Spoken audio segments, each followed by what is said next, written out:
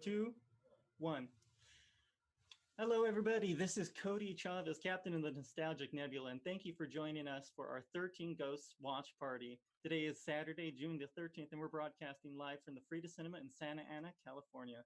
Today's watch party is in benefit of the Frida, our favorite nonprofit. The Frida served as our mother venue since our inception back in 2016. You can find a more welcoming art house cinema, a cultural center here in the heart of Santa Ana, California, with one of the greatest communities of class, staff, and troops of volunteers who make this place possible, and some of the greatest programming you will ever see, from indie to foreign and cult films.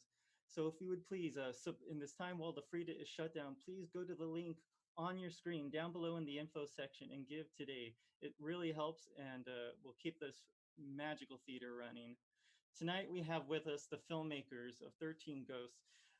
He has written for the Hellraiser and Puppet Master franchises. We have with us writer Neal Marshall Stevens.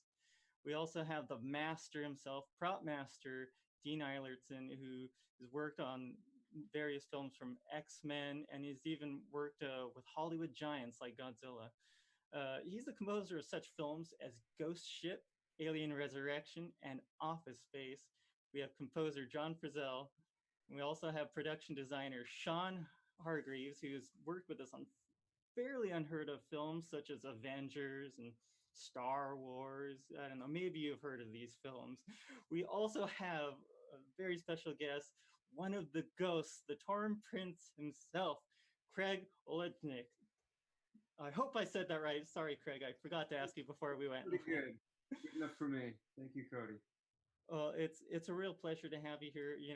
I'm glad we were able to have one of the actors, especially one you got to experience not just the sets, but be in that kind of excellent practical makeup. Yeah. But anyways, I guess the audience probably wants me to hurry up and turn it over to you guys, let the conversation get rolling. So you at home, if you've got 13 Ghosts queued up on YouTube or on DVD right now, go ahead and get ready. We're going to be starting the film. When I say play, after I count down from 3, go ahead and hit the play button. And we'll all start right from the beginning, right when the wavy Warner Brothers logo goes by. So let's get ready, guys. 13 Ghosts in 3, 2, 1, play. Go ahead and hit the play button. Ooh. All right. So, 13 Ghosts. How did this project originally come to be? I believe they already did The Haunting, and Haunting of Hill, The Haunting of Hill House. Tell me what it was. Which was it? Not The Haunting of Hill House, but House on Haunted Hill. House on Haunted Hill. There we go. And basically, Joel Silver had put together Dark Castle Entertainment, the purpose of which was to remake all of those William Castle movies. And they'd made House on Haunted Hill, remade it, and that had been quite successful. And they were looking around for another one of William Castle's movies to make. And he went to this one, to 13 Ghosts, which is, anyone who's seen the original, they have the glasses in the movie, and they also had the equivalent, which was not exactly 3D glasses. It was this gadget that had like a red strip and a blue strip, and if you look through the one, basically the ghosts were projected on the screen in one of two colors. I forget which, either was red or it's blue. So if you look through, and the idea was, if the ghosts are too scary, you look through the thing in one color and then the ghost disappears, or you can look through in the other and the ghost appears. And so that was the idea. And whenever someone on the thing puts on a pair of glasses, that's when you're supposed to put on, to look through these glasses. And so you can, when they take the glasses off, you look through the non-thing and the ghost disappears, you look through the other, the ghost appears. And so that idea fascinated Joel, was the idea that you wouldn't use this silly red blue thing, but that you could actually somehow, and they were in conversation when I was brought on the project. They were actually in conversation with ILM. Could you actually do this? That is, come up with glasses to give the audience, so that when someone in the movie put on the glasses, you could put on the glasses and the ghost would become visible. You take the glasses off, the ghost on the screen would become invisible. And they were, I'd gone out to, I pitched the project. The executives loved it. They pitched it to Joel Silver. Joel Silver had hated it. He pitched me his idea. I was at that point writing his idea, but whatever. The point is, they wanted to do this, the thing with the glasses. And I said, that's fascinating. At the same time, I knew a little bit about the laws of physics. And I was thinking, this is not actually possible. I understood how filtering light, you could, if you look through red and you were seeing something red, it disappeared. You look through blue, it looked a little bit stronger. But you can't do something where taking glasses off makes something disappear unless you were actually involved in the supernatural. And they showed me the test that ILM had done, and they were saying, well, if the background is really busy, it's like, we're getting close. We can almost make, and it's like, I took off the glasses, I could still see the ghost. And it's like, this is like getting close to perpetual motion. They're never going to ace this thing. But the executive said, no, they're getting close to it. ILM is going to crack this thing. So put it in the script. And so like the first, 3 or 4 passes of the script that I wrote actually said, in the same way, in the same way that William Castle says, when they put on the glasses, put on your glasses, and when they take the glasses off, take your glasses off. And it was worked into the script, the thing with the glasses. But they were never able to crack it. And at a certain point, that whole element of putting on the glasses, taking off the glasses was gone. And it was actually worked into it was part of the trick. Because of course, I'm assuming everyone in the audience has seen the movie, and we know that Cyrus being alive or being a ghost was a trick. So that was all part of the trick. That is that at some point, Tony Shalhoub takes his glasses off, and it turns out that Cyrus is still there. That was also part of the trick about wearing the glasses, not wearing the glasses. But it all fell by the wayside because the glasses never worked, and that never worked. And, I know that Joel was really disappointed about that, but what are you going to do? It's Joel versus physics. Didn't happen. It just didn't happen. What are you going to do? But if you're asking why that movie, that was why that movie, because he wanted to do the glasses. And this opening scene, where was this filmed? Is this on set or on location? The opening scene here in the junkyard. The junkyard. Someone's going to have to answer that question. I really don't know. That was a real junkyard production. Sean, you'll correct me if I'm wrong. They had to purchase all the vehicles that we were going to use, clean them out, get rid of all the gas and the batteries and all that. I think all the vehicles were painted as well, right? To bring down the mood. Yeah, it was a real junkyard, and we had to completely redo it. It was quite a task. But yeah, that was real deal.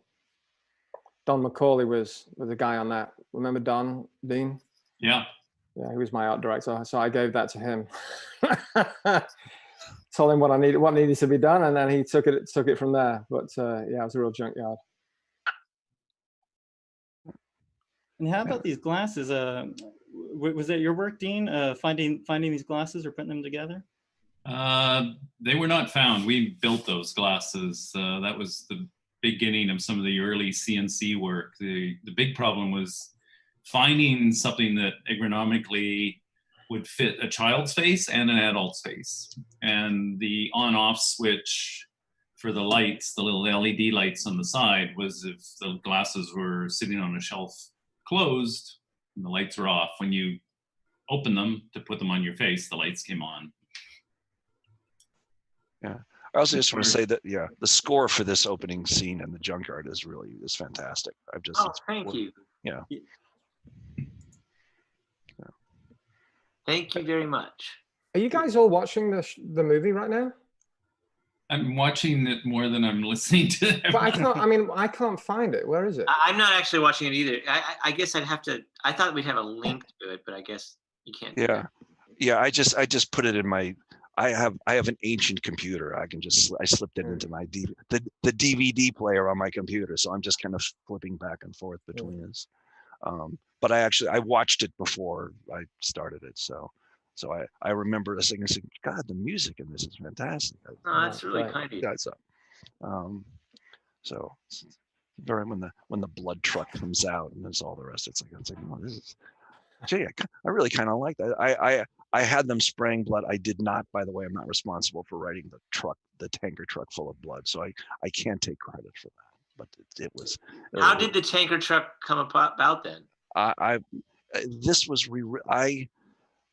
I wrote a whole bunch of drafts. Then Steve Beck came on. I mean, the basic the sequence of events was they wanted to go into production very quickly on the movie. I wrote until I had like one pass left in my contract, and it wasn't until that point that they brought Steve Beck on, and he had just a long list of notes, and essentially what I said is, and it was sort of a whole smorgasbord of ideas, and some of them were okay, some of them were wildly out in the world.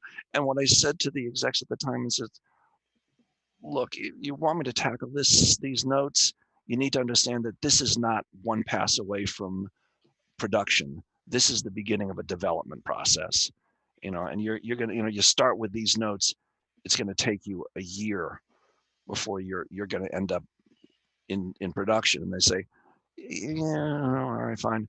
Why not just do what you think you can do? And I did what I thought I could do, and then they kicked me off the project. And then 6 or 8 months later, I got a call from my agent, and they said, they came to me and they were looking for another writer to work on 13 Ghosts. Apparently they had 2 other writers on the project, and they came to me for a writer and said, well, Neal still has a pass to doing this thing. When I had to bring Neal on. And so I looked at the draft that, 2 writers later, they'd come up with a pass, again, working through Steve's notes. And I think the result was really kind of a mess.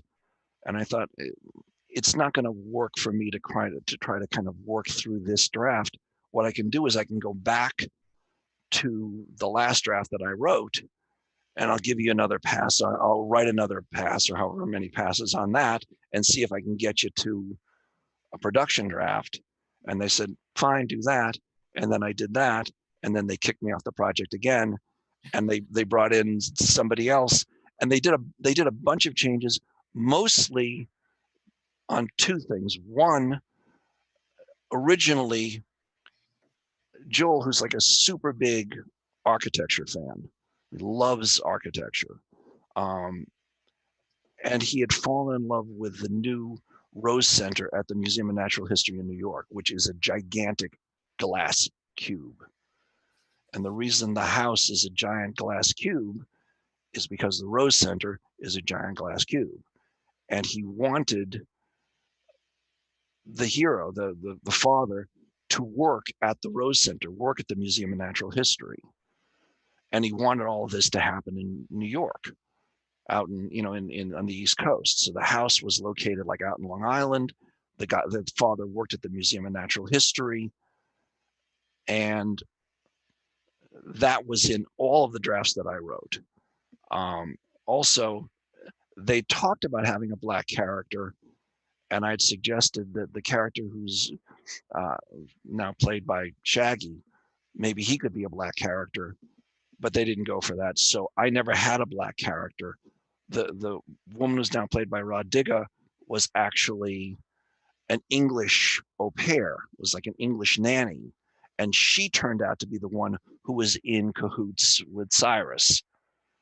And then she'd implanted them. She'd been implanted with the family. She was manipulating them. And so she was the bad girl. So when they made her into Rodiga, introduced the black character that way, she could no longer be the bad guy. So they made the other woman into the bad guy. So those were all kind of changes. Plus they moved it to the West Coast. So they lost they made him into a teacher, which he was in the original. So those were all changes that were made after I departed the project.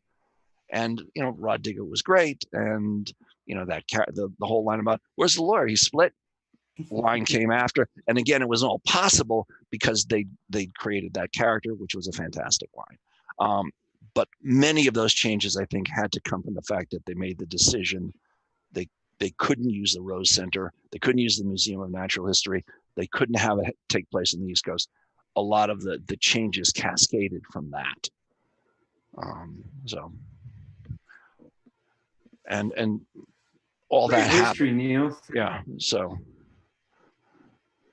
and again, some of the changes I think worked well. Some of them I wish I'd love to have had the Rose Center, the Museum of Natural History as part of the story, but I think it's cleaner and it's simpler. I kind of wonder how the school teacher has a nanny.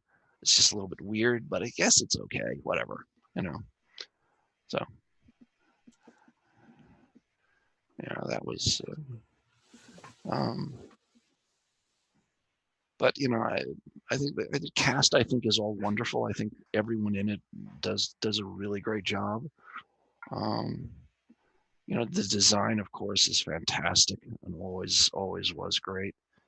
I mean, I had a little bit of a different conception of the house as I wrote it. You all get those little puzzles that consist of the little squares that you kind of move around and shift like that. That was sort of how I imagined the house, that it was consistent of glass cubes, and the glass cubes moved up. And every time it shifted, every time a ghost came alive, these cubes moved up and down and back and forth. So you might be up on the third floor and it moved back and forth, and suddenly you were in a different, but I imagine that was just incredibly difficult to pull off. So they didn't do it.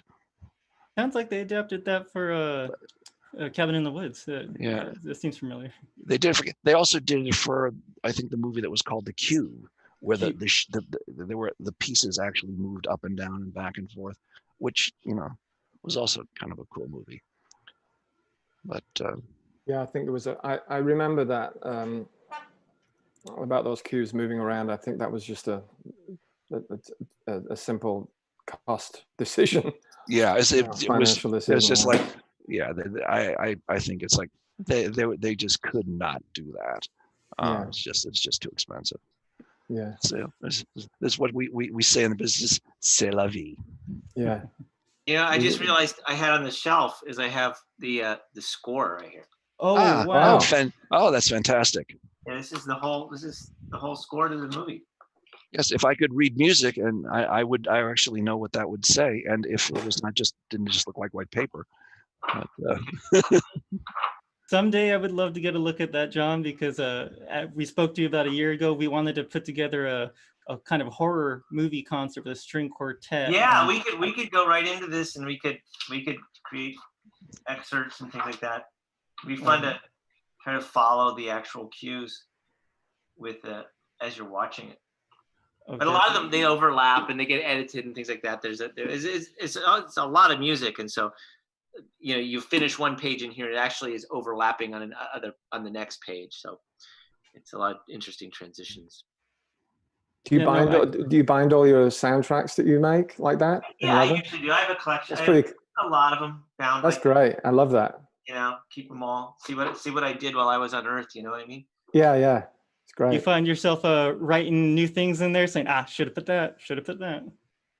I mean, I'm sure, like you guys, whenever I look at something I've done, I always sort of go, well, what if I had done this? What if I had done that? What if I thought about it this way? And you kind of grow, and you think, or sometimes you'll hear like an old thing, an idea, and I'll think, well, why don't I do that anymore? Why did I stop doing that? Yeah. Do you ever find yourself listening to the music of other movies and saying, you know what? If only they had done it this way, because I know I do that with when I look at scenes that in other movies and say, you know what, could have been a little bit better if I had only written it, I could have written it like that. Do you find yourself doing that with scores? I mean, usually if I notice the score, if I'm very engaged in the show, then I get completely immersed in it. And every once in a while I'll lock in and go, wow, this score is really great. So usually when I notice a really great score, I mean, one of the scores I really love these days is Ramin's score to Westworld, which it's just amazing. I just sit there and go, man, that is just so, it's just so detailed episode to episode. And I have to, but I get so involved in the episodes, and then I sort of pull out and I think of all the work that's going on behind the scenes to make a score that's that effective. That's a score I think is extraordinary. Yeah. Okay. Yeah. But I mean, sometimes if I don't like a score, well, then I just kind of go, it kind of pulls me out of the whole thing. And I kind of get feeling like, oh, yeah. So John, when you were composing for 13 Ghosts, at what point do you see the dailies and you start thinking about it, or do they just hand you the movie at the end when it's kind of a bit of a way along and you begin? A lot of the time I'll get the first cut of scenes or sort of an area of the film, like a reel. I'm trying to think on 13 Ghosts. I think there was actually a rough cut of the film when I came on. Yeah. So how long did it take you to compose? I think we were moving pretty fast. Now, wait a minute. Am I correct? It was either Ghost Ship or 13 Ghosts that when we were in post 9/11 hit. I think it's 13 Ghosts. Does that make sense? Yeah, it was. Yeah. Okay, so we were about to record, and 9/11 occurred, and we were going up to Seattle to record the orchestra, and I think it was one of the first days that there was airplanes going up, and I remember going up on that flight, and there was maybe 6 or 7 people on the whole plane, and probably 3 of them were air marshals and our team. And that was pretty striking. It was a horrendous and extraordinary time. Okay, sure. Yeah, I remember that because it was on September 11th. We were scheduled to, and we did do some pickups. We did a shot, I guess, where all the ghosts leave the house at the very, very end. That was added later on. And I remember waking up, getting ready to go to work, and turning on the TV and witnessing what was happening and going, do we go to work? What do we do? What do we because of that? Yeah, that was it. And I remember like working through it, and we just didn't know, are we going to keep going? Are we going to stop? Are we going to? And we just kind of pushed through. I think we recorded, I probably figured this out, but I think we recorded around the 20th of September. Let me see if it's in this book. You got the log. There may be some dates in here somewhere. This is excellent. Right now, what's happening on the screen, they're about entering the house, and the key that they use and the way the door opens. Did you design that key, Dean? I would say that Sean designed the key, and I took care of pulling it. I mean, I designed the door. I think I can't remember if I designed the key, but that door was a very complicated mechanism. It was in plan view, it was like a diamond shape, or basically a square turned 45 degrees, and it was a double diamond, one open, another closed. When that closed, the next one opened. So it was almost like an airlock, and it had a lot of concentric pieces of metal that gave it that kind of rigidity, and all those reflective pieces. And obviously the key didn't actually make the door open. It was done off camera by on-set guys, but it was pretty convincing. That was a pretty fun thing to design. It went through quite a bit to make that work, and it was a good entry to that house, that crazy house. I imagine that shooting in a house that is full of so many reflective surfaces must have been hellish. Oh yeah.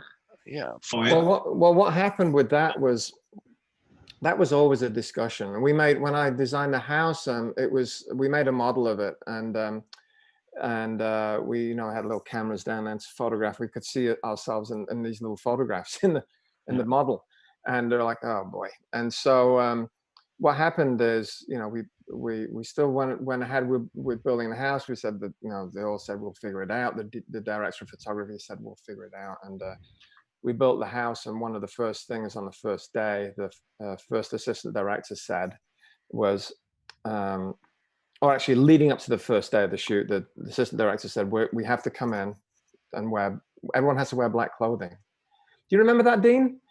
Everyone had to wear black clothing, and everyone was like, oh boy, now I have to go out and buy black clothing. And so the first day of the shoot, everyone looked like ninjas, and so that we wouldn't see reflections around the house. And of course, you do see reflections regardless, and you certainly, if anyone moves, you see people move, because you'll see someone over there moving in a reflection over there. You'll see a light bounces around as well.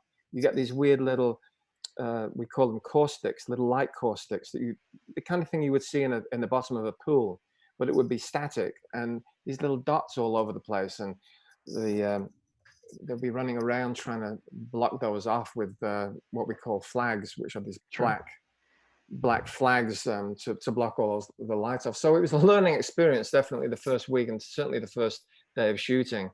But after about a week, people started running out of black clothing, and it started by the end of the second week or the third week, it was back to normal. And the DP just figured it out. They figured out the areas that were problem areas, and areas where you didn't stand when they were shooting a particular scene, and it got to be a big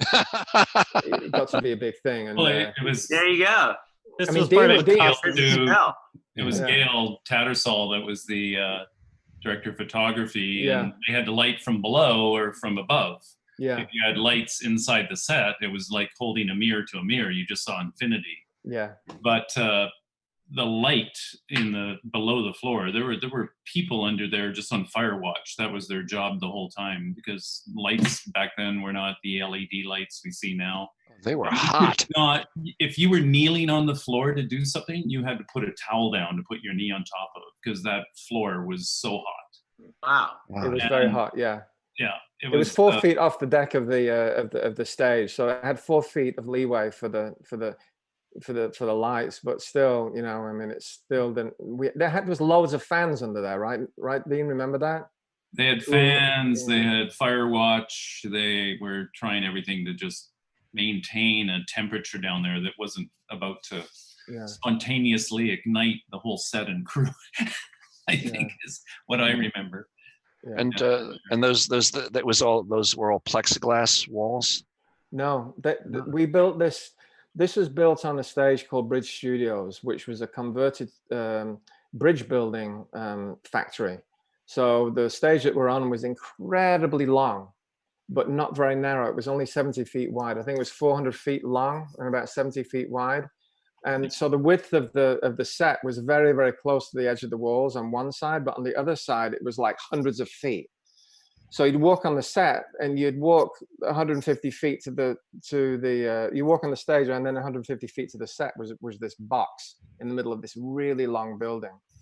And so it was a concrete floor able to withstand very heavy bridge building machines.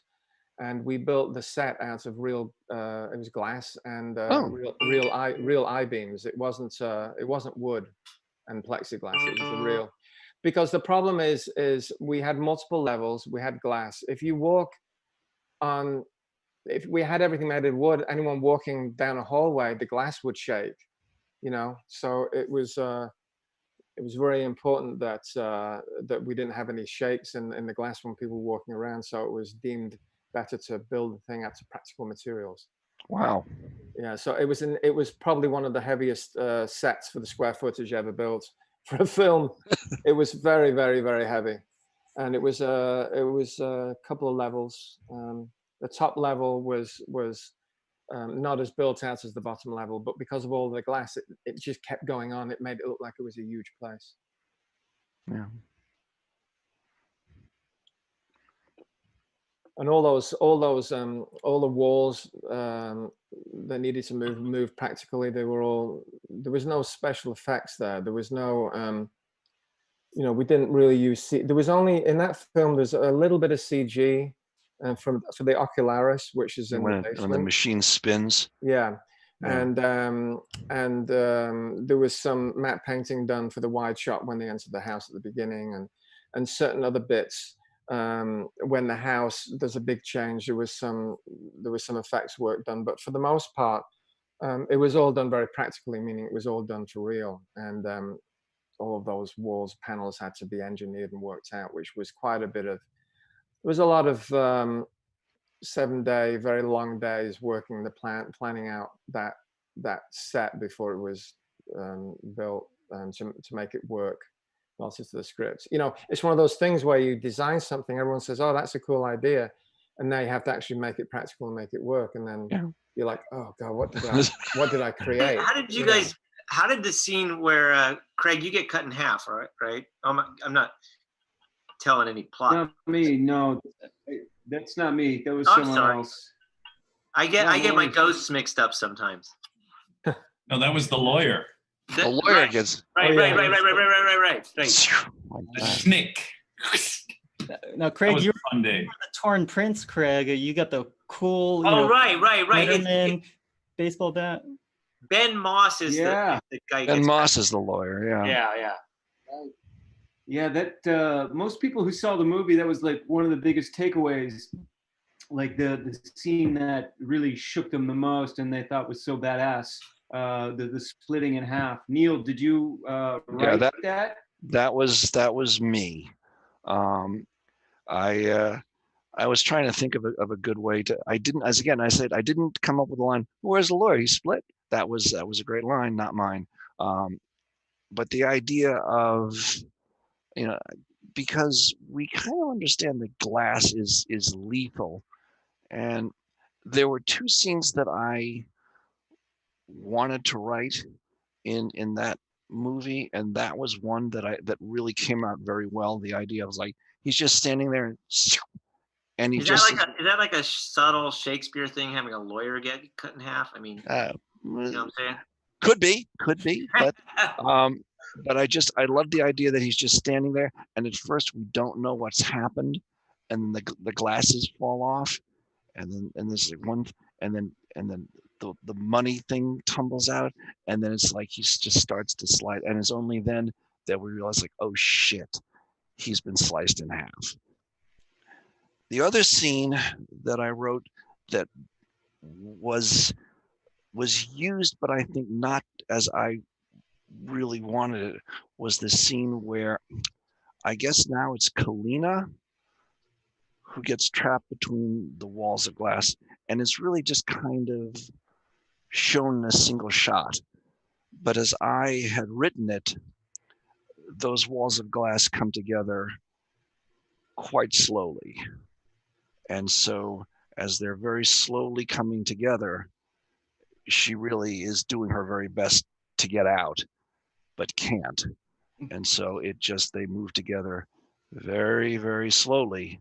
And so she is pinned very slowly, kind of like a bug trapped between two slides. And, just smushing her face until she is finally, something cracks. Which from my perspective was much more terrifying, but it was really kind of, it wasn't shot to its best effect, especially because later on, and it's in the script, and I think it's even in the final script, but I think it must have been lost for time. The two kids are also caught between the walls of glass that are slowly coming together, but ultimately manage to escape. But since we've seen Kalina get squished, we have the sense of like, oh my God, these kids are now in the same pickle. But that's lost. So, oh well, too bad. It's not. There aren't a lot of opportunities to have someone caught between two walls of glass that are coming together. It's one of those situations where you don't get to see. You know, you can't find too many opportunities for that kind of a scene. So, oh well, too bad.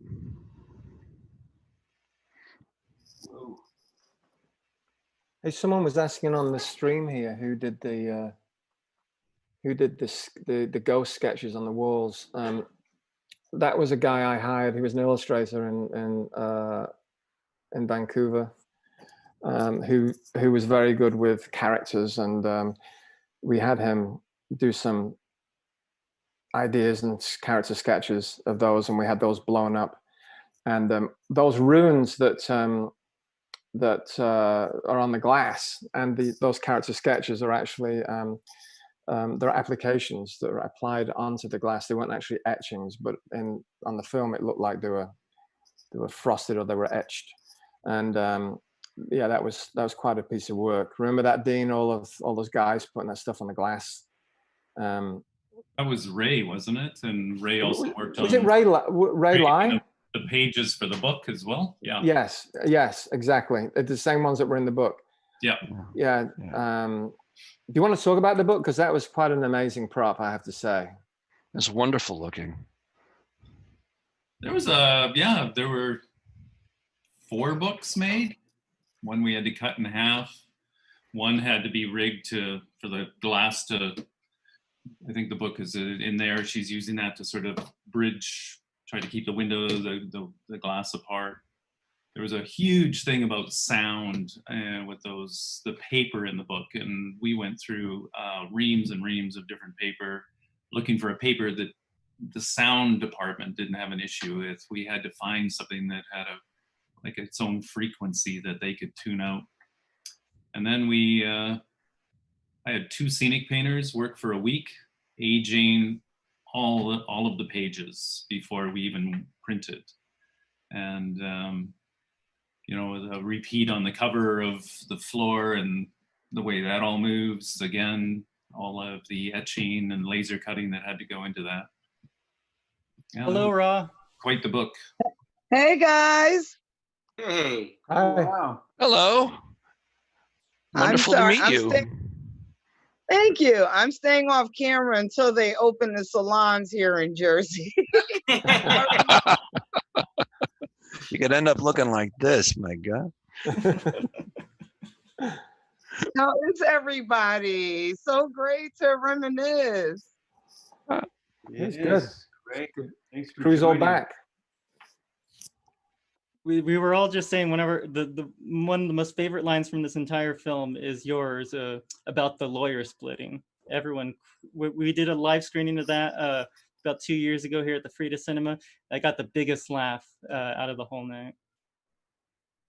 And that movie genuinely terrified me. I think that was the first time I'm a horror movie buff, but that was the first time I've ever seen someone get split that way.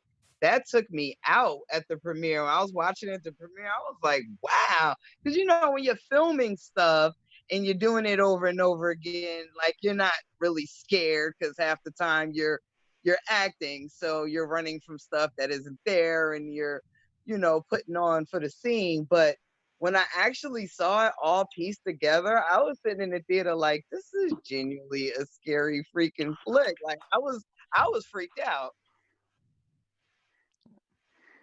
And guys, who had worked on those that practical effect for the splitting? Do you know?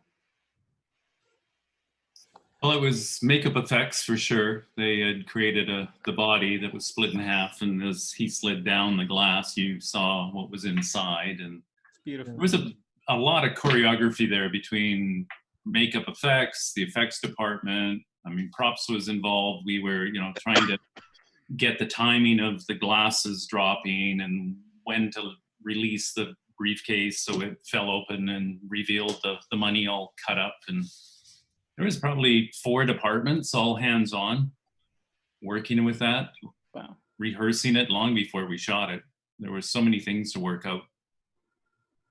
Yeah, Bob Kurtzman from K&B Effects Group was the hands-on guy with a lot of the makeup work, and yeah, he's gone on to do some pretty. I think he's been doing what's it called, that show in Atlanta? There's something Dad. The Walking Dead. Walking Dead. Yeah. Yeah. Yeah, so I think he's been involved in that. He's done quite well, but he was the guy who did a lot of that. Do you remember him, Dean? Yes. Bob Kurtzman. He was a great guy. Yeah. Very talented. I remember I tried to, when I was working on the score for the Jackal, that was Jackal was the character that freaked me out the most. I remember writing the big Jackal cues like in the middle of the night, just trying to try to scare myself. That's sort of like a goal I try to do. But how did Jackal get designed and all that? And well, the designs for the characters, a lot of them came from K&B, from Bob. K&B is a company, Kurtzman, Nicotero, and Berger, and Bob really took the reins for 13 Ghosts, and I think he just applied a lot of his ideas to it. Him and Steve worked a lot of it out, as I remember. It's been 20 years now, and yeah, I mean, each ghost, as you saw, had to be very different from the other. So I don't know if they did any sketches, any drawings. I think early on we might have done some. In my department, art department, might have done some ideas. Did the ghosts? Do you guys remember if the ghosts did the ghosts have different filming techniques that Steve was using? Like I know the Jackal sort of comes at you. It seems like frames are missing and things. He did, yeah. Well, it was Gale. He had this whole technique about turning the camera on and off, so the camera had to ramp up or slow down as he was physically turning the camera on and off. Yeah, Craig, how was your experience doing those scenes? You're the cool, scary ghost. You're the 50s jock. You got the Letterman and the baseball bat. How was that? You had a scene with Raw as well, attacking Matthew Lillard. Yeah, all right. What can I add to this? I primarily, the person who stuck out to me the most when I was doing this whole film was Howard Berger. So I always imagine when it came back on, there was a guy that was like plugging things back in like this. Yeah. Back then it was wires becoming unplugged. Now it's wireless becoming unplugged. Yeah. Well, I think are we live, Martin? Hello, YouTube. Okay, hello, YouTube. This is Cody with Nostalgic Nebula. We are here at the Frida Cinema doing our live stream with our special guests all throughout the country. We have Sean Hargreaves, we have Dean Eilertson, we have John Frizzell, we have Craig Oldnick, we have Logan Crow, and we have Raw Digga with us here today. A couple of them are on a little break right now since we had some technical difficulties. Thank you for those of you who stuck with us and are still here for our live stream. Hopefully that's all of you. I'll just take this moment once again say thank you all for joining us. Hi Craig, we're back online, just to let you know. And back to you, the YouTube audience. My name's Cody with Nostalgic Nebula. As I said, this is the Frida Cinema. It is a nonprofit art house cinema in Orange County, California. You're not going to find a better place with the most diverse programming and the most diverse audience and staff. It's a really great place to be. If you're going to catch a film anywhere, catch it at the Frida Cinema. You're going to find some great deals and you're going to watch indie movies, you're going to watch foreign, you're going to watch classics. This is the place to be. So if you can, please donate to our favorite nonprofit, the Frida Cinema. You can find the link down below in the info section. We really appreciate it. We'll probably get the films synced up starting once John gets back, and then we'll get the film going. But let's go ahead and get the conversation rolling again. Let's talk about maybe the ghosts. I'm sure this is one of the biggest questions that everybody has is, what are we know that on the DVD they gave some origins for the ghosts. Did you write any origins originally for the ghosts? Neal? I did not. I came up with the concept of the Black Zodiac and the signs of the Black Zodiac, and simply the names of the various figures, and of course the three figures for the winter of the Black Zodiac, which was the Jackal and the Juggernaut, and I forget what the third one was. The bad ghosts, and then the rest of them that made the because I figured there was going to be a 13th ghost, and then there were going to be 12 ghosts, and so I thought that the figure 12 immediately suggested the signs of a zodiac, and so I thought, gee, this is kind of the notion of hell having a zodiac, and these are the symbols of hell's sky. That was kind of a fruitful idea, and so working out the notion that these ghosts embodied the symbol of hell's zodiac, and then you have this kind of zodiacal figure on the floor of the mansion, and then each ghost representing that. I had not worked out. I'm not sure who worked out the details, but in some sense, just the nature of in the same way that the zodiac in the night sky is suggestive of a history.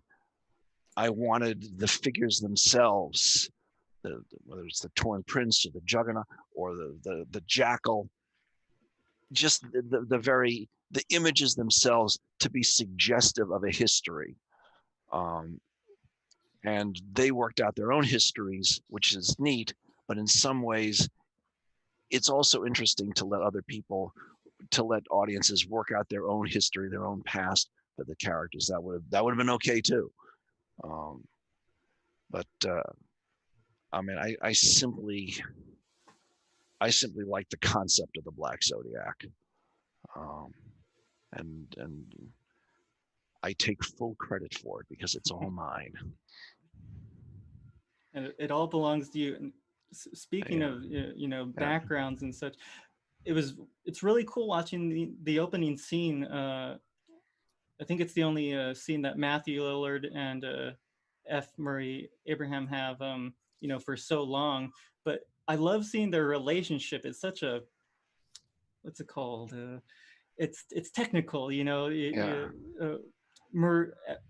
Cyrus, he's holding the change purse, so he's got control of Dennis. But I just love Dennis jokes about Kalina, that she should just start throwing red blood on old ladies' furs, and it cracks up Cyrus. And I thought that's such an interesting relationship. Mm-hmm. Something that Rob was bringing it up earlier off the air about either sequels or prequels.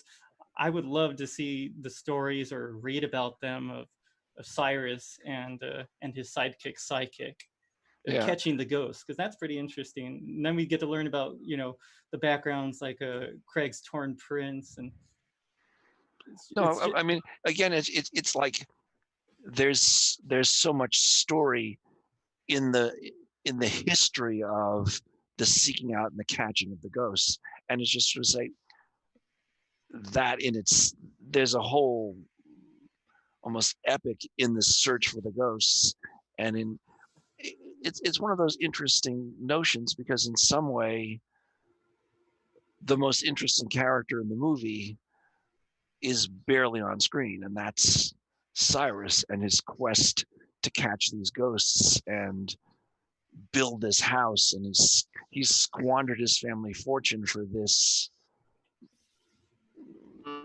goal of his to sort of, he's this sort of Dante-esque character who's prepared to sacrifice everything for knowledge, this to open up hell's eye and see the past and the future, and essentially to have this kind of godlike knowledge, and he's screwed as a result. He loses, he risks everything and loses everything. So he definitely gets his comeuppance. So hello everybody, we have John Frizzell back with us. Hey everybody. So I guess if you've got the movie on pause, we'll go ahead and get it rolling again. I'll count us down. I'm still at about the 42 minute and I'm at about 23 seconds. So if you're around that area, you should be okay. You know, we're not going exactly scene by scene. So we'll go ahead and count down in 3, 2, 1, hit play. And we can continue our conversation back again.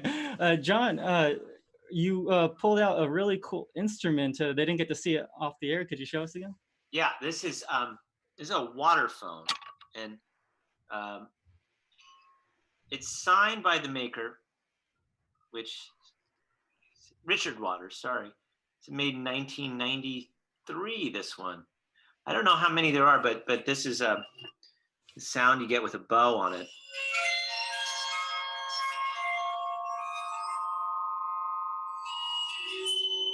And I think I remember using this a few times in the score, so it's permeating certain things. I think I did some things with it in this score where I actually made rhythms out of it and used it more tapping, and I actually took those longer sounds and chopped it up. I think that's how I did the jackal. Now I'm remembering. Yeah, I made a screeching sound like that, and then I sliced the audio. It's sort of the early days of digital audio, and sliced the audio into these very sort of jagged rhythmic pulses, and that's part of the big sound of what the score to the jackal is. With that was mixed with the orchestra, but yeah, this was sort of a key part, a key toy in doing it. I thought the fans would kind of dig seeing this. What's it called again?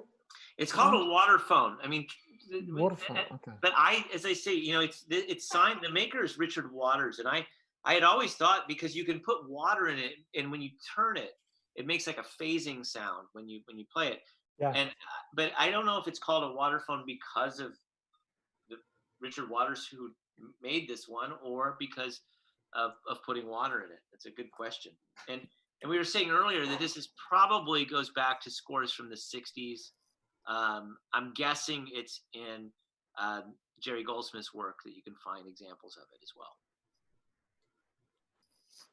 But Very a classic good horror sound, you know, with that very microtonal ambient creepiness, you know, that doesn't really sit in one place. You can't really get how instruments that generated sounds like this weren't really conceived of till probably after World War II.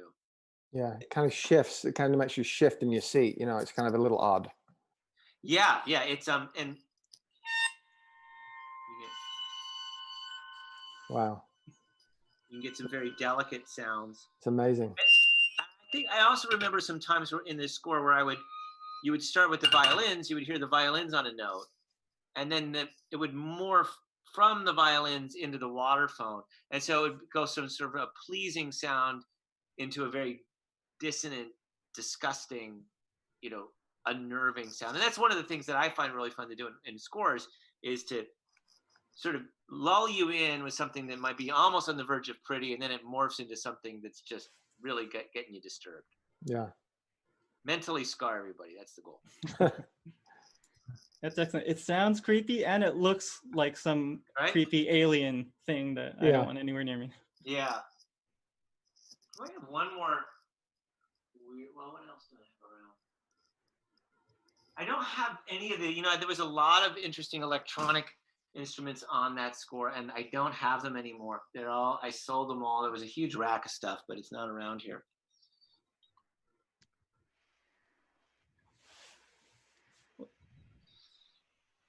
So should I ask if the audience wants to ask any questions on the stream? Certainly. Audience members, if you're at home right now and you've got questions for the filmmakers of 13 Ghosts, please submit them right now. We're monitoring the chat section right now on YouTube, so please submit your questions. Ooh.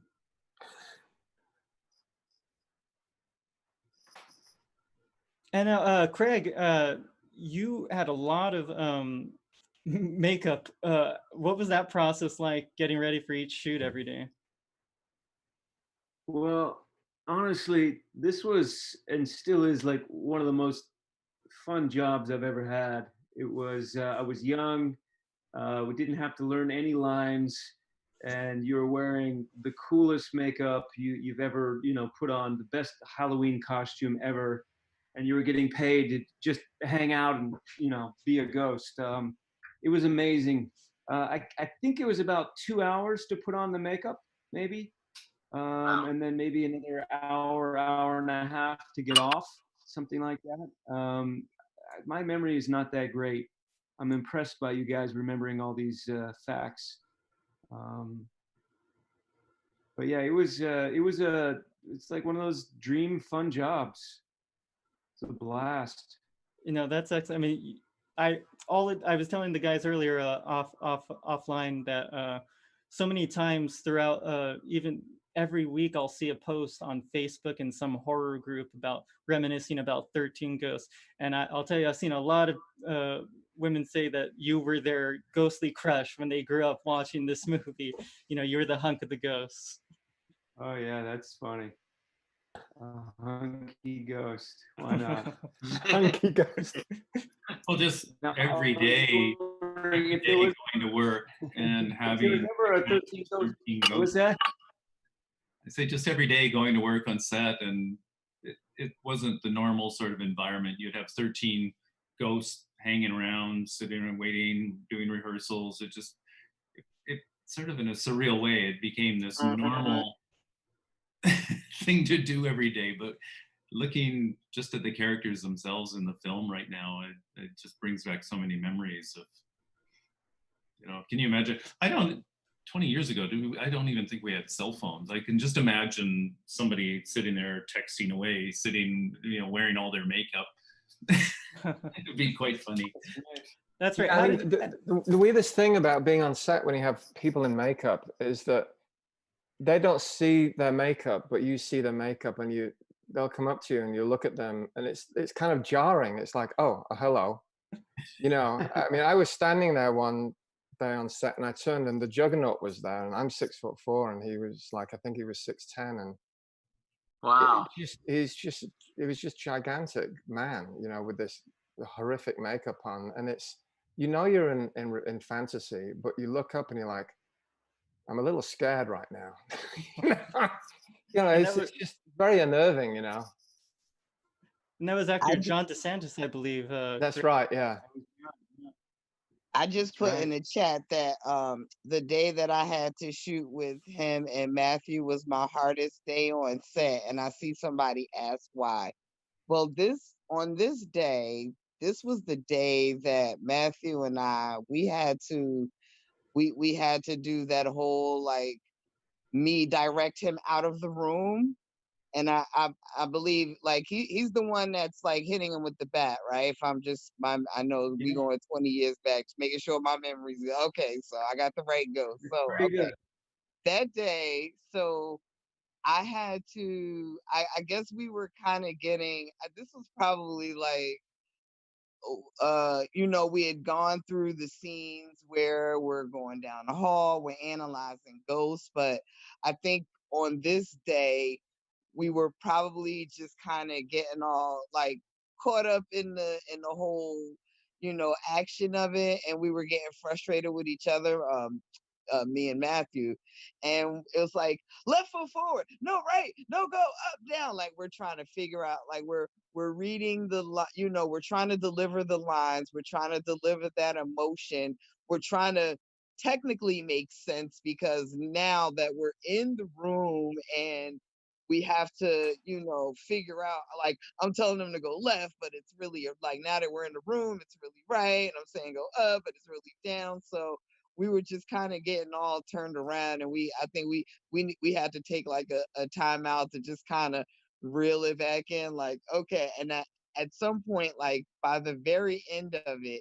I think it was just like, okay, left, right, go, done.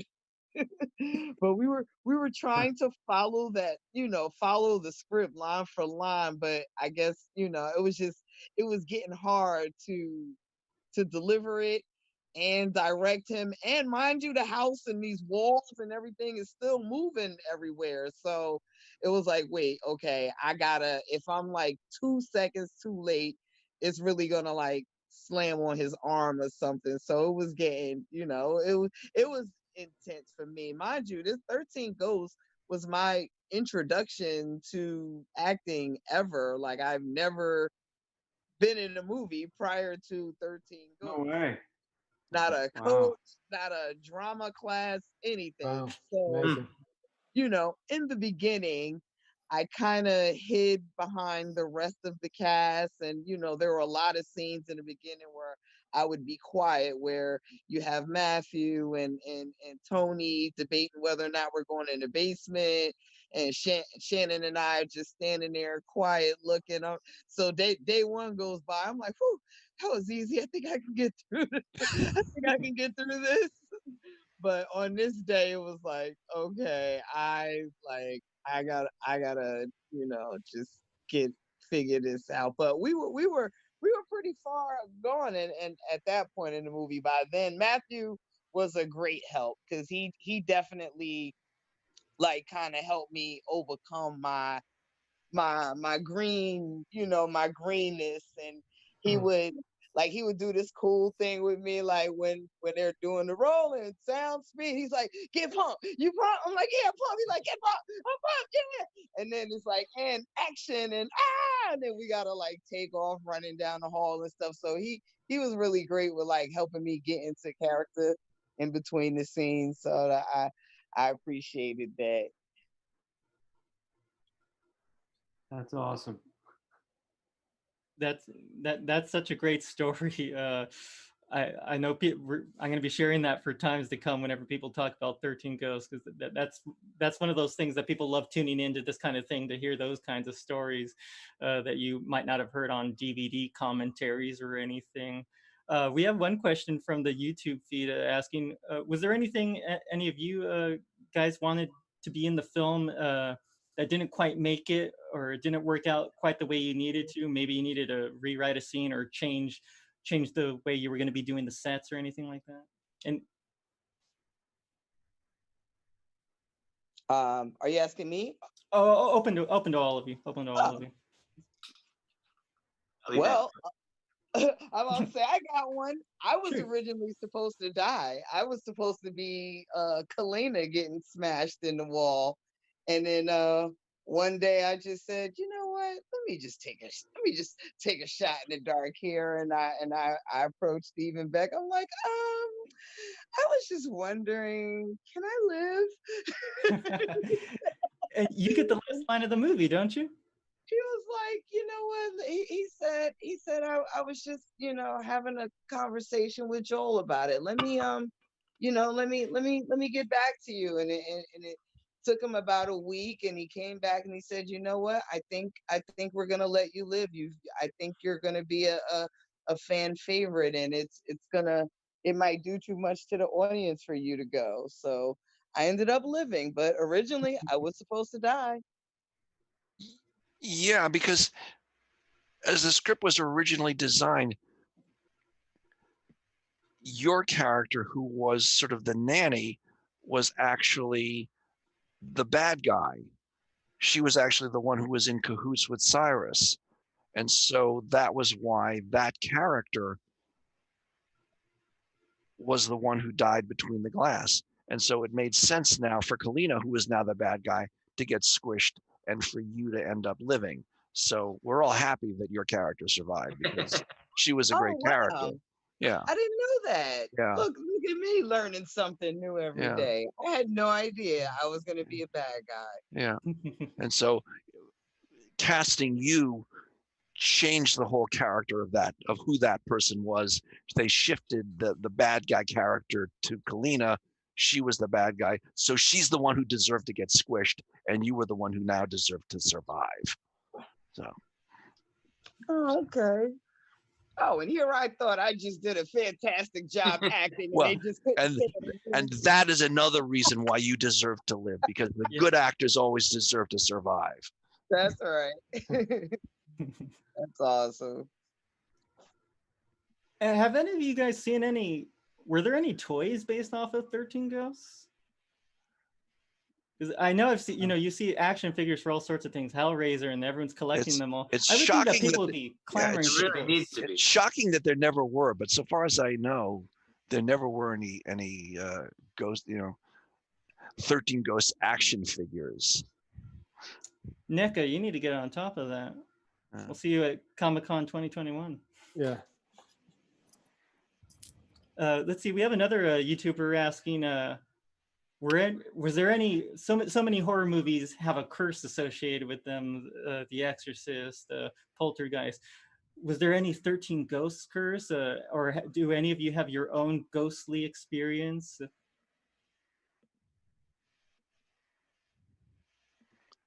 Always believed in ghosts. There you go. There's your answer, YouTuber. They may be out there. We want to believe. I believe I believe all of the cast are still here with us. Yeah. So we're in the green.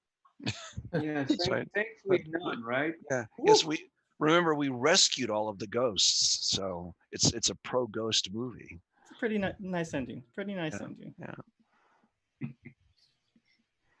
And now, here we go. He's going to be popping up on the screen pretty soon. We have Eric Olson with us. Let's see. His audio will be coming on in just a minute. Cody, excuse me. I'll be back in a couple of minutes. I have to get the dog. Sure thing, no problem.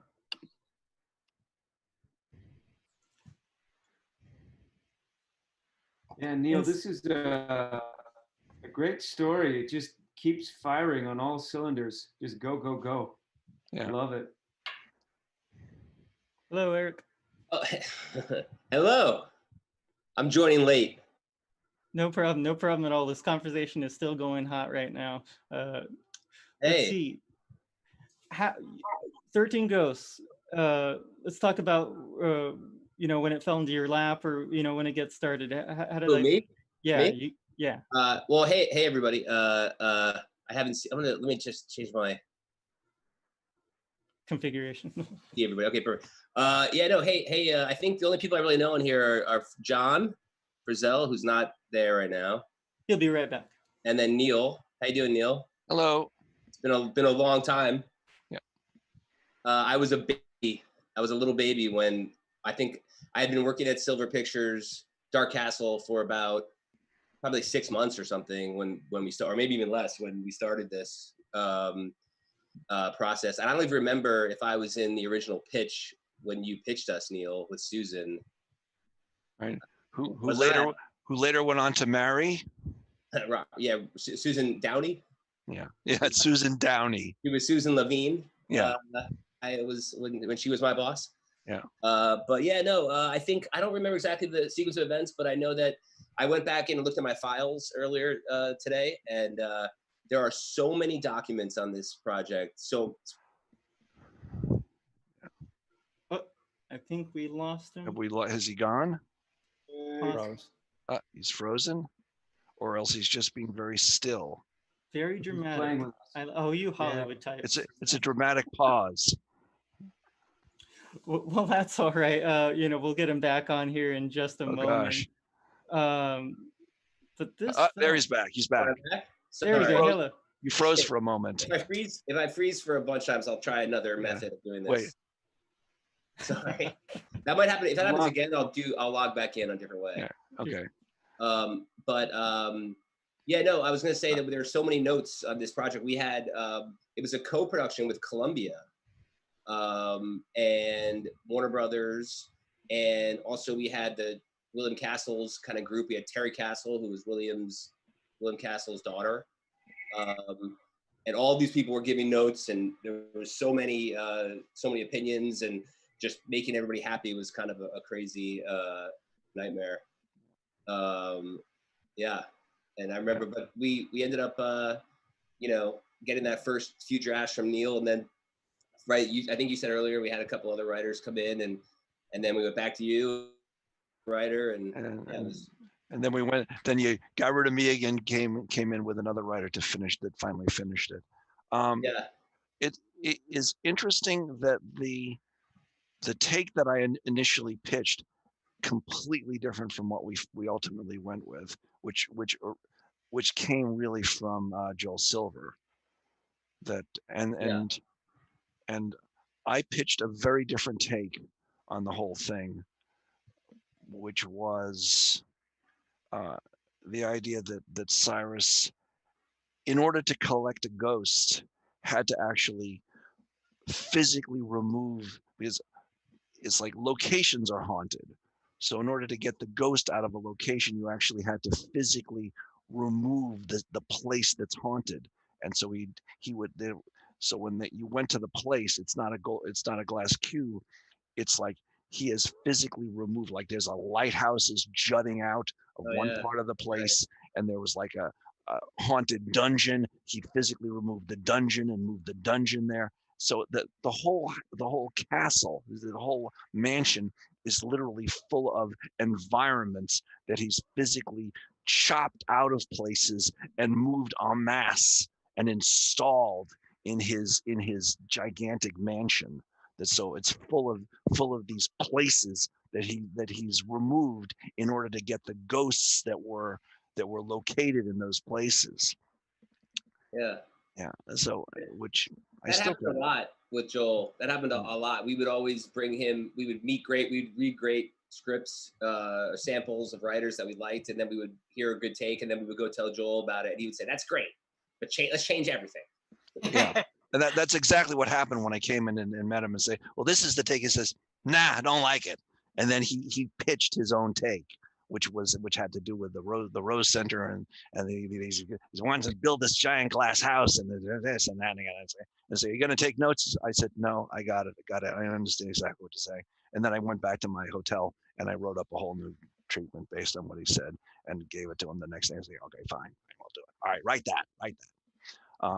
And in a sense, that's one of the great things about Joel, even though he was a terrifying figure who would come in with a whole entourage of people and go out with a whole entourage of people would follow after him. But he would act, unlike a lot of people in Hollywood, he had no problem telling you exactly what he thought. So you didn't have to wade through all that kind of happy crap talk with Joel. He would just say, okay, great, do it, or no, hate it, don't do it. And it's like, okay, fine, great. That's all I need to know. You hate it, I won't do it. You love it, I'll do it. Fine. And then I would just go and I wouldn't do the stuff that he hated and I would do the stuff that he liked. And so you know exactly where you are. You always knew exactly where you were with Joel. And it cut through so much crap that you always had to deal with so many other people in Hollywood.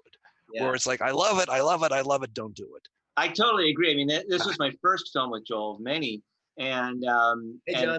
Hey, how are you, man? Good to see you. Dude, this is my quarantine look. You know, I actually this is my quarantine look. No, I got you beat. I kind of like cleaned it up a couple days ago. But yeah, I was kind of getting there too. But yeah, it was. I remember this was my first film with Joel, and I waited quite a while for Joel to come in, and Joel came in, and it was supposed to be the spotting session, and Joel said, so pick up your baton at the first frame and put it down at the last. And I guess I go, okay, I guess that means write score for the whole film. And it ended up being pretty much that. But like you're saying, Neal, is that it's so clear when you're working with Joel, is a cue's working, a cue's not, music's working, it's not. You just know. And that is so valuable.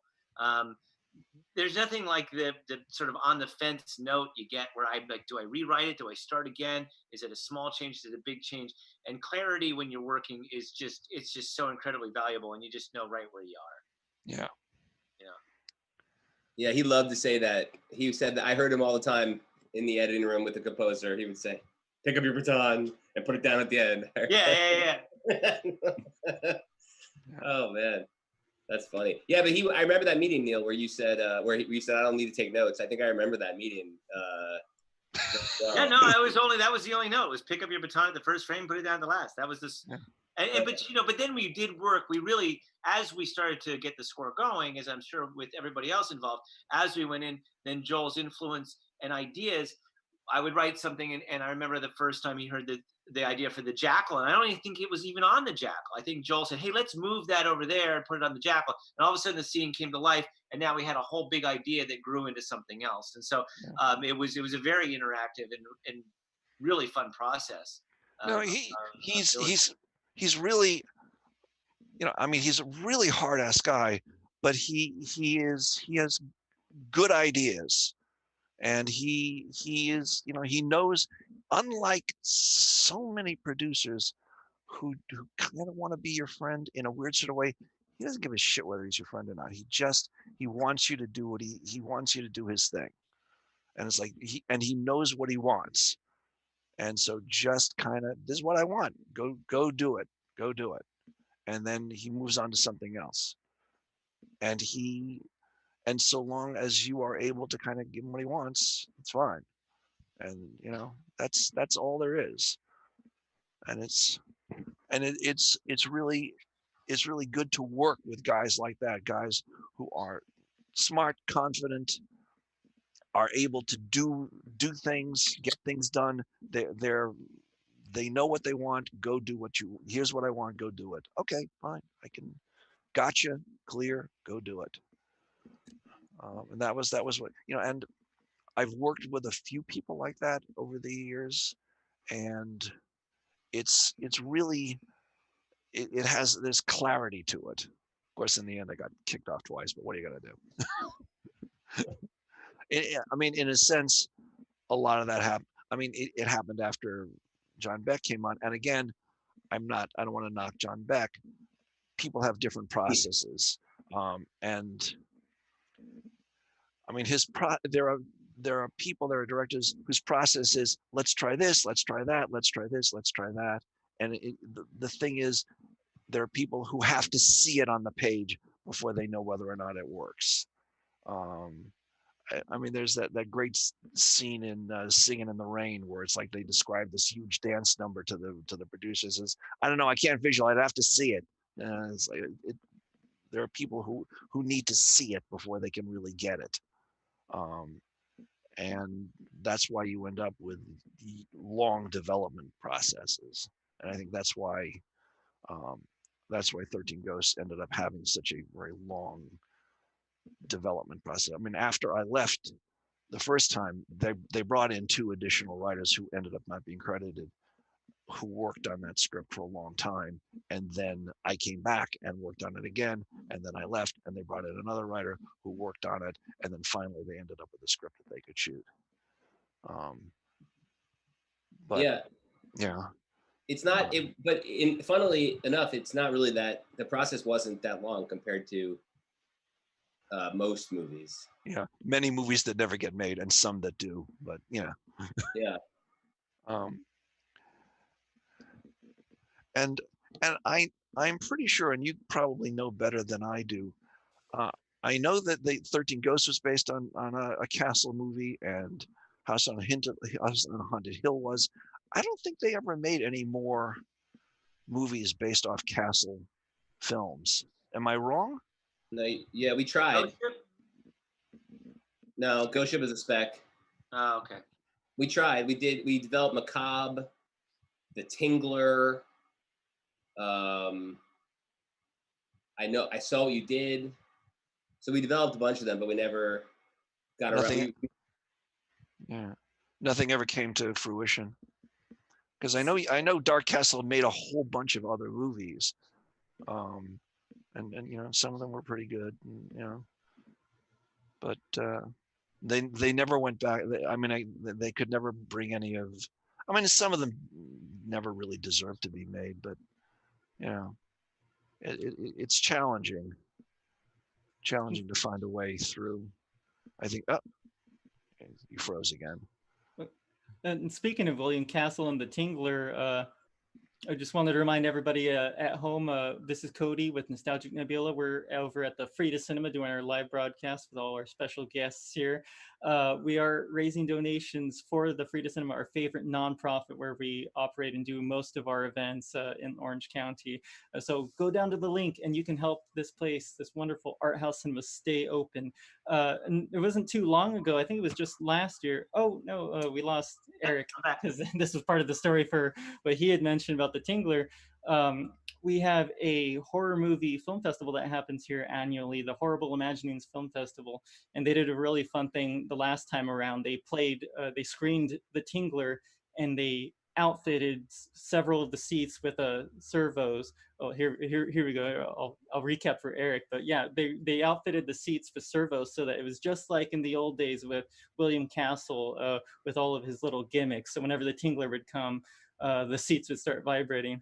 Hey, Eric, we got you The back. Tingler doesn't sound like a horror movie to me. It sounds like something used for something else, but I'm not going to get into Yeah. Sorry. Yeah.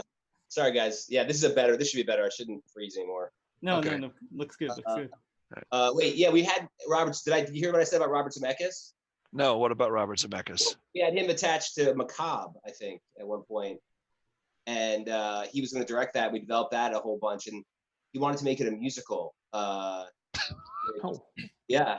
So we did some like crazy stuff, developing William Castle remakes, and we could never get any off the ground. And and then some other like the Vincent Price, the House of Wax came along, and Ghost Ship was a spec script that we got that kind of fit into the model. And so we were always trying. I had Guillermo del Toro really wanted to direct Tingler, as an example. He had a really cool idea, but I really tried to push that through. And at the time, he hadn't finished Blade 2 yet. And people above me were like, "Who is this guy, Guillermo del Toro? I don't know. I don't know about him." Yeah. Powers that be. Yeah. That was something that could have been. Let's get that rolling again. Yeah. Guillermo del Toro's The Tingler would have been great. Yeah, would have been amazing. wonderful. Yeah, Jesus. Yeah, could have wired, and in the end, you could have wired up the seats. Would have been great too.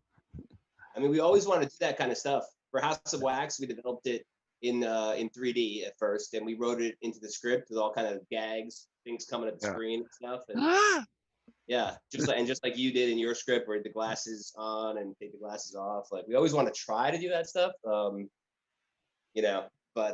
never could. It was always about theaters and technology, and nowadays it's digitally a lot more. Yeah, and I mean, see, that's a shame because now everyone there's this craving for 3D properties.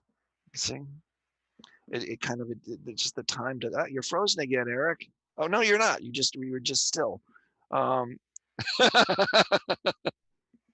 Just listening. Yeah, now there seems to be a hunger for 3D projects, and now it's kind of maybe the two things just don't intersect. That's weird. Yeah, I wanted to say something to Sean and Dean. Like watching this movie again, I have it over here on my screen here. Watching it again, and it is so beautiful. This movie, like all the detail, and I just forgot. I haven't seen this movie in so long, and it is so nice, so beautiful looking. All the detail and everything is so cool. So great work. Thanks. Yeah, I mean, the Gail Tattersall, the DP, did a beautiful job lighting that. He worked very hard and to make it look really good. I think the whole team just clicked on that, didn't we? Really? Yeah, it's a fantastic environment for a horror movie. I have to imagine there was some heartache when you guys had to strike that set. Yeah, it was. Well, it was funny. It's always a heartache when you strike a set. It's great when you design a set, then you walk on it into the set, and you just designed it, and there you are in it. And then it's always a heartache when you have to destroy it, but you want to make sure you got photographs of it. It is funny though, because I get at least a few times a year I get emails about, hey, I'm building a house. Do you have the plans for the 13 Ghosts house? Because I want to do something very similar to it. Very, very interesting. I'm like, I can't give you that. It's not. I don't have the rights to it, even though I designed it. But I just can't imagine someone building a real house like that. It's pretty. I guess it's semi-practical, but yeah, it's pretty crazy. I mean, people have wanted so many times plans for that house. Wow. And in fact, when we struck the set, I did a commercial a few years after up in Vancouver, and I went into a guy I'd worked with. He was a key grip on 13 Ghosts, and I went into his apartment. We're having a few drinks, and I went into his apartment, and the whole wall had it had parts of the glass house that he'd rescued during the striking of the set, and he'd stuck them and screwed them into the wall of the house. And I thought, wow, that's really taking it to another level. So that was very interesting. And then I talked to him a few years ago on Star Trek, and he said, oh yeah, I had to, when I sold that place, I just left all that stuff up there. He says, I don't know if they took it down, if they kept it, or if that was part of something they liked when they bought the house. So that was an interesting story. It was a selling point. Yeah. That's amazing. Yeah. No, I saw the- I saw one of remember the last day of filming? Oh. Oh, sorry. No, go ahead. What were you saying? No, the last day of filming was the day we blew up the house and destroyed it. And there were effects that rigged in the sand mortars and everything else. That house was not going to survive this effect, and all cameras were rolling. And I remember Steve back after the smoke had sort of cleared and the dust was settling. And it was the saddest thing to see him. He's looking at this set and he knows there's no take two. They've just destroyed the entire set. And he just put the microphone on top of the monitor and said, I think that's a wrap. And he turned and walked away. He didn't shake hands. He didn't do anything. I think he was so destroyed at that point. Yeah. Probably exhausted and destroyed. Yeah. Yeah. Oh my God. I remember my first day when I was there, I came in pre-production and I visited, and I remember walking onto the set and I just had this overwhelming feeling that I was gonna walk into a glass wall and break my nose. Like I was like walking around like this, like making, that's what I remember. So I don't know how practical it would be for someone to actually live in a house like that, but Yeah. Well, that's why you have the lettering on the wall. I think it might have been pre-lettering when I was there. I think the lettering might not have been there when I was there. I'm not sure exactly what the lettering said on your guys' walls, but when I made this, I had to put up Harry Potter spells on this window. Oh wow, that's amazing. Is that an applique on that glass? It's not actually painted on there, is it? No, yeah, it's just lettering, just that I slapped on. Yeah. Yeah, nice. Eric, I can't remember. Did you come up to Seattle when we recorded the score? No, that would have been amazing. No, but I didn't. Dan was up there. We were talking. I was having some fond memories of Dan. How much I love Dan. He was up there for the score of that. Really? Were you guys doing two scores at once? Maybe you were doing Exit Wounds too, or something? No, I didn't work on Exit Wounds. Yeah. I think he just came up. Yeah, he came up. That must have been right in between. Yeah, got it. Yeah, because it was funny because we were so busy. We were doing 3 movies at once. That's why I was like a 22-year-old kid, and they sent me up to Canada. And while Dan was doing Exit Wounds in Toronto, and in Toronto, and Susan was focusing more on Swordfish, which we're shooting in LA. Right. I don't think I met Susan even on 13 Ghosts. I think I met her on Ghost Ship. Okay. Yeah. Susan Downey was part of the, what was Susan Levine? Yeah. Susan Levine was part of the team back on this. Yeah, and she's a wonderful girl, wonderful woman, by the way. So it was great. Absolutely. No, Susan was a big part of when we worked on Ghost Ship. Was really influential and huge part of the team in on that film for a score. Yeah. She was with us in England on the score on that. Yeah. Too bad we haven't worked together. I keep working with your protege. Oh, with Freddie. Yeah. Yeah. Cool. Yeah. Frederick Wiedemann, who's a very fine young composer who started off with me, not on I'm trying to think which was the first film. What was the 3D one you guys did? The one, I think we did a 3D one. No, there was something. There was the one with what was the one with the multiple endings? Oh, Return to House on Haunted Hill. Yes, It's the sequel to House on Haunted Hill. That's yeah. Right. It had multiple endings. Yeah. But someone asked on the online if anybody has any of the props, and I was going to say I have a pair of the glasses still somewhere. Excellent. Oh wow. Yeah. When they had the batteries. I hope I took the batteries out. They didn't corrode, but like they still work. Like they were charged by like AAA batteries, on the sides, and yeah, they were really, really beautiful. Did you make those? Yeah, they were made. Beautiful. Yeah, they were great. And Dean, you were pointing out to me on the email that there's a wickedprops.com where somebody has a lot of props, including, I think they have Craig's costume. He is somebody I know. His name's Wesley, and he has dedicated the whole basement of his house. It's, forget the notion of man cave. He has brought in scenic carpenters. He has created an environment. And over the years, he has collected not only the screen use costumes and how he's gotten his hand on some of the props, but he has recreated every one of the ghosts. Wow. And yeah, it's pretty amazing. He's probably on here watching us right now. Maybe oh, there he is. Good for you. Yeah, he finally WickedProps.com. made it. He just signed on.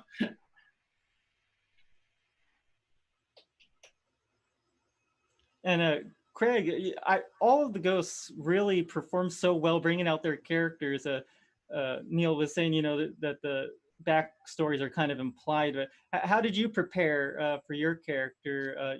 Being a ghost. Well, thanks for thinking that I prepared for this. Honestly, this was, like I said, just you had the makeup on and you were just playing the image, and doing whatever Steve needed and whatever Neal had written. It was just playing. I wasn't doing any kind of backstory really. It wasn't necessary. It was all so visual. Yeah, the backstories. I think we created those for the DVD. I think we had Rich DeVideo, who was the last. I think he was the last writer on board. Kind of worked all those up, and we had F. Murray Abraham kind of perform them. It was like a DVD extra. That I think we just made. Yeah, just made them up. Yeah, and my sense is that these were they were iconic. They were mythic ideas, and so they weren't necessarily grounded in literal backstories. It didn't have to be. That is the visual image of these beings and what they represented in terms of the zodiacal figures. I didn't necessarily want to ground them in literal historical events. That is, who the breaker was as in life didn't necessarily correspond to what the juggernaut was as an iconic ghostly figure. It's just he's this gigantic murderous ghost that makes him the juggernaut. And Yeah, right. Yeah. I think you're right. Like that was the right instinct for the movie, for sure. I just think like back then everyone at Warner Brothers, everybody always just wanted to keep putting content on the DVD. DVD was relatively new as and they were like, what can you do? Let's put some cool content in. And, Yeah, and it was cool. I mean, it's awesome because you want to kind of dig in deeper, and also all that stuff is interesting. Yeah.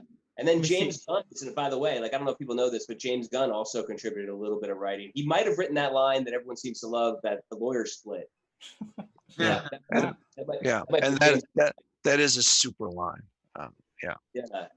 James Gunn was, of Guardians of the Galaxy, and everybody knows who he is, right? But it's like a writer that Warner Brothers really liked as a kind of a horror comedy guy, and he came in and added some basically just did a bunch of comedy lines essentially.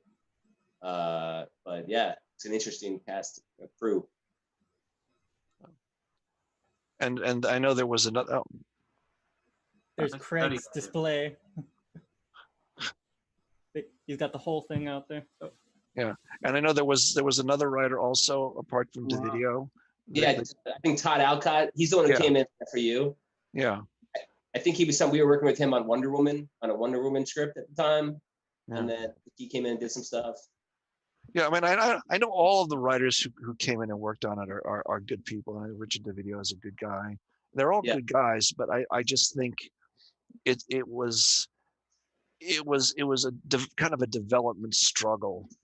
And it's part of that process to try to kind of the notes, which was just throwing a bunch of ideas and stuff. Because I know one of the notes from Beck's script, again, it's almost 20 years, the notion that he wanted a scene where you had the house on the other side of a lake and some kind of a pedestal, and someone was standing at the pedestal, and at the pedestal, whoever it was did something that sealed the house. And I thought, well, that's kind of interesting. But if the whole idea is someone is at this pedestal sealing the house, how does he then get inside the house?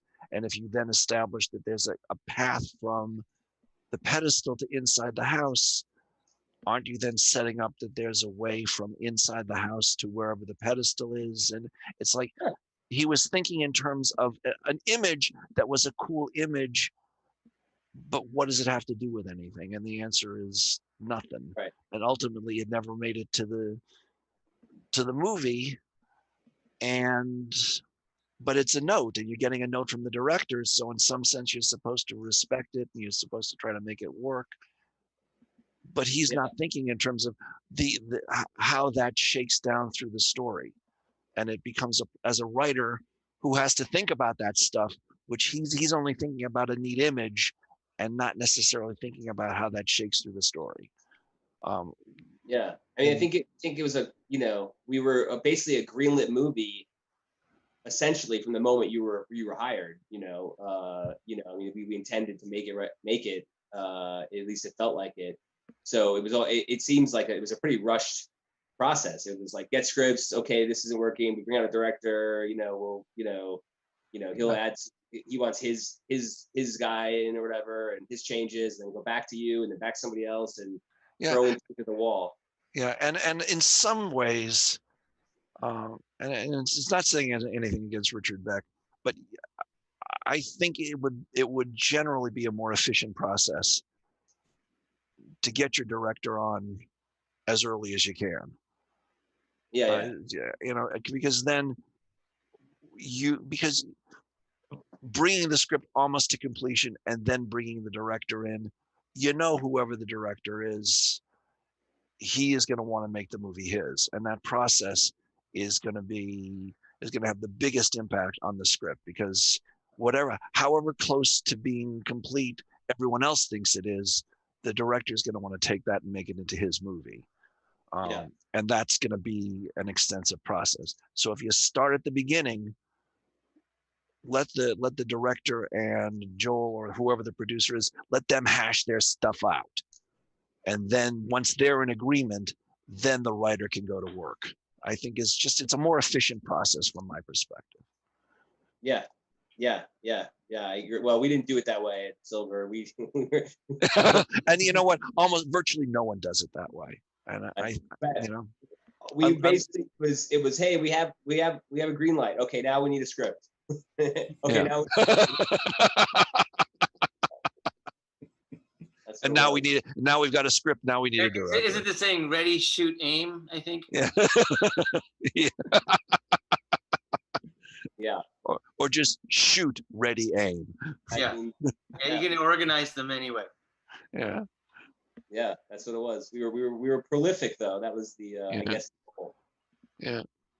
And Sean, we have a question. Were there any inspirations for the production design? Were there any artists that you drew from, or how'd you come about designing the house and all the facets?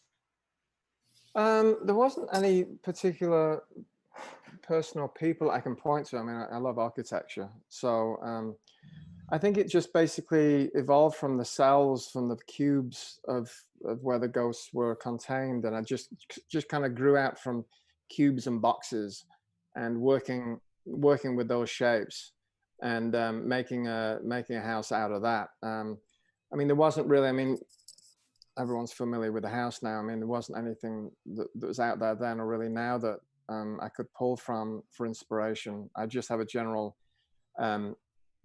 I have a general love for architecture, and I just had fun designing it. It was great fun, and basically, off what Joel Silver asked, which was, there's a glass house, and go from there. So pretty much, I didn't go through many iterations of different ideas. I basically had this cubist idea in my head and ran with it, and everyone went for it first off. It wasn't like I did an idea and it was rejected, and I did a completely different view and different style, and it was accepted or whatever. And it just it kind of started and grew from the initial glass cubes.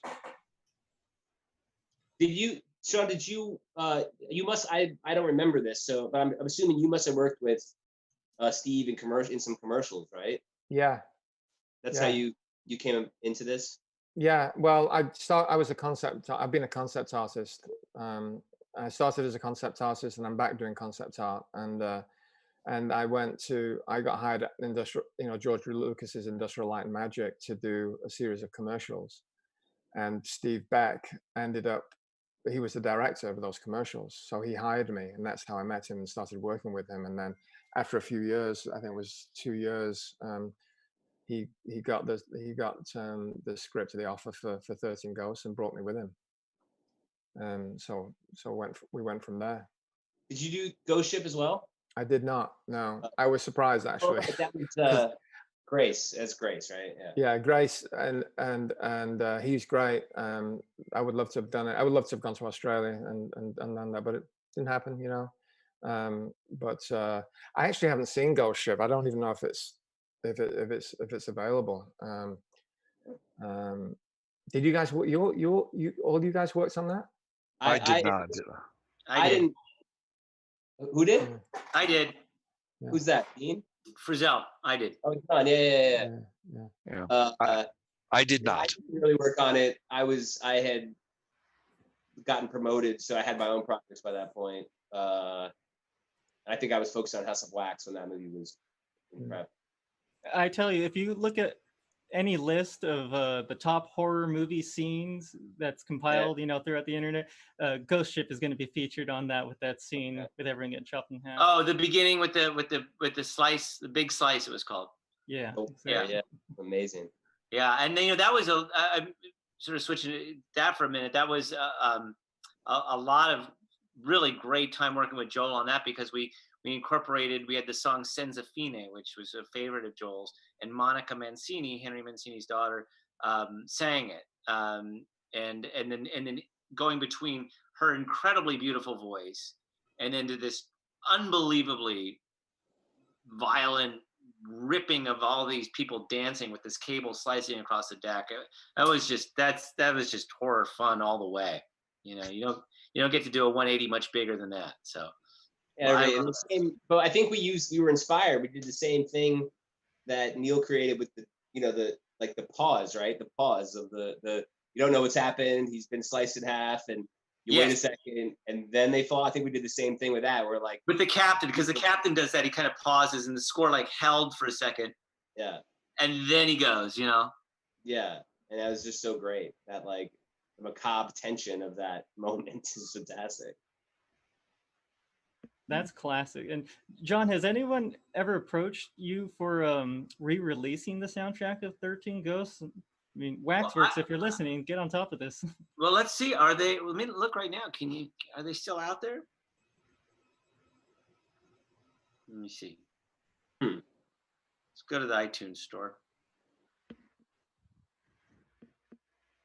Well, I got the title track. Works for me. Yeah, right. That's right. Let's do it. Let's shoot a video. Let's just rebuild a whole new glass house so I can shoot the video. And someone apparently has all the ghosts, so. Oh yeah, it's right here. Yeah, you can get it right now. Everybody listening, go ahead. Oh wow! Now I'm inspired to actually shoot a video. I wonder if I could do that. I probably would have to. That would probably be a licensing nightmare, though, Yeah, right? I think so. To take clips from the movie and try to piece together like a lyric video or something. Was that song? I don't remember. Was that song written for the movie? Did you do that for the movie? Yes. Yeah. No. It literally. I got a call like very late at night from Stephen Beck about doing the song, and he needed it by the next day. I remember that because I had heard that was going down and how quickly it was going down, and I remember that was all occurring. Yep, he needed it by the next day. Well, I got the call. Actually, I got the call early in the day. I had to find a producer had to make the beat, and I got to the studio that night, and I was able to get it done in 24 hours, though. It's amazing. Yeah, that's wonderful. That's amazing. That's great. Who knew? That's awesome. We always we did that a lot with a lot of our movies, you know. And I'm surprised we didn't do a music video because we did some for DMX. We did some music videos to tie in. Yeah, there was one on Cradle to the Grave, right? On Cradle to the Grave, there was one, right? Yeah. Well, the house got destroyed before I was able to, before the concept of the record even came up. But after it got done, it was like, oh wow, it would have been dope to shoot a video in the house. Yeah, that's a set that will be forever remembered by people for its beauty. That's a testament to Sean and everyone on his team. Well, guys, it's about 6 o'clock now. This has been a great conversation. I really want to thank you for being here, and everybody else at home watching and supporting the Frida Cinema.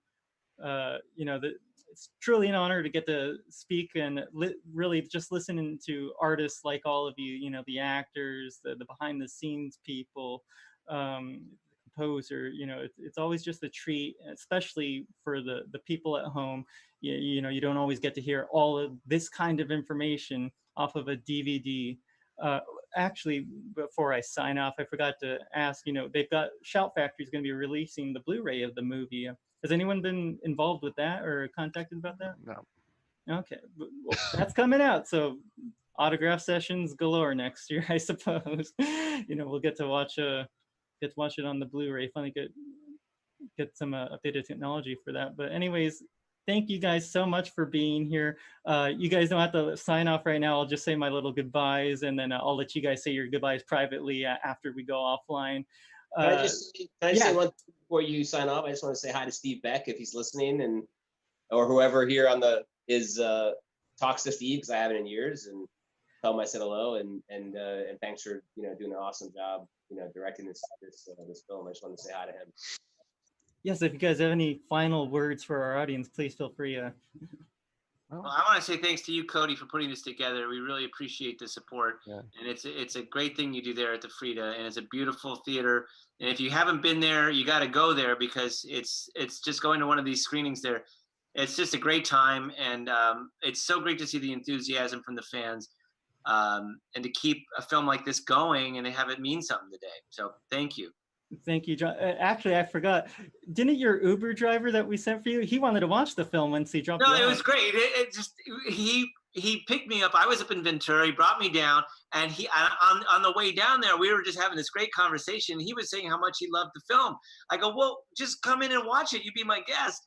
And then he just hung out with me, and he watched the film, and then drove back up to Ventura. That's excellent. So made a new friend, Yeah. So, Well, I would like to say goodbye to everyone that tuned in. This was fun. I'm so happy. I just randomly strolled across this on Instagram. I was like, oh, okay, a watch party. I thought it was in person. I thought it was like a drive-in movie or something. Like, oh, where am I going? What am I gonna do? I'm dying to get out of the house. But no, this was great. Thank you for the invite, and thank you all for participating on such and having me a part of the beautiful journey of the launch of my acting career, and maybe hey, if there's any powers that be that are listening to this, we are speaking into existence the series for Netflix coming soon. Yeah. How each of the ghosts became a ghost. Absolutely, it's a good idea. Yeah. And thank you for joining us. Absolutely, this was great. Thank you, guys. And Thank you, guys. for all the rest of you as well. Thank you so much for being part of this. It's a lot of fun. Alrighty, guys.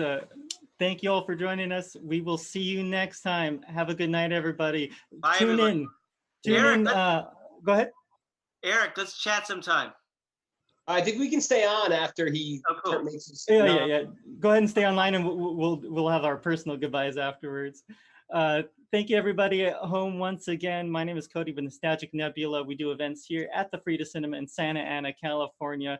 Tune in next week on Saturday, June the 20th, for our watch party of Killer Clowns from Outer Space with composer John Massari, Dead Meat James of the Dead Meat Podcast, and some other guests that will be announced shortly. Thank you very much. Have a great night, everybody.